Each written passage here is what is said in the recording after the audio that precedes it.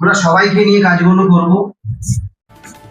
রাস্তার দু সাইডে আমাদের দুটো 34 নম্বর রোড আছে, যশোর রোড আছে। এখানে যদি কয়েকটা শপিং মল করা যায়, তার জন্য আমার আলোচনা চলছে।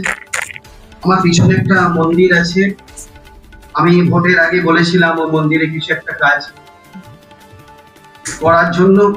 আমি এটাও আলোচনা করছি, সেই মন্দিরটা একটা সুন্দর পরিবেশ করার জন্য আমার আলোচনা চলছে। এবং আপনারা যারা এসেছেন, যেসব কথা ভিডিও শেয়ার বললেন, এইসব কথা মাথায় রেখে আমাদেরকে আগে বাড়তে হবে। कुछ पाने के लिए कुछ खोना भी पड़ता है, কিছু পেতে গেলে কিছু খাওয়াতে হবে। কিছু পরিবেশ আমরা তৈরি করি, হয়তো কিছু সমস্যা হয়তো হবে আশেপাশে, আমরা বসে আলোচনা করে সমস্যার সমাধান করব। আর এই রাস্তার যে দু সাইডে যে শপিং মহলগুলো করার আমি আলোচনা করছি, যাতে হয় এখানকার অনেক ছেলে একটা কাজ পাবে, এই আলোচনাটা আমার চলছে। আরো কিছু কথা আছে, আরো আলোচনা আমি করবো আপনাদের সঙ্গে।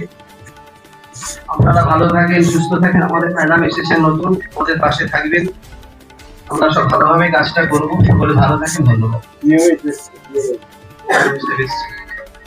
আর বিডিও সাহেবকে বলবো, গেট করছেন, একটা যদি বর্গেছি আর বাসে যদি একটা গেট করা যায়,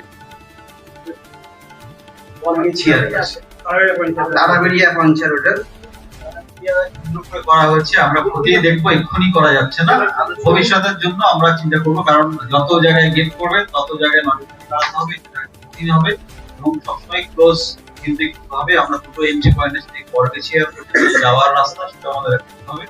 সেই জন্য বেশি দিকে ছড়িয়ে যাওয়া যাবে না। আমরা পুরোটা এক্সপার্টকে দিয়ে পুরো সার্ভে করে তারপর ফাইনাল ডিসিশন নেবো। এবং আমাদের ম্যাডামও বলেছেন, আমরা আগের দিনও শুনে এসেছি কিছু জায়গায়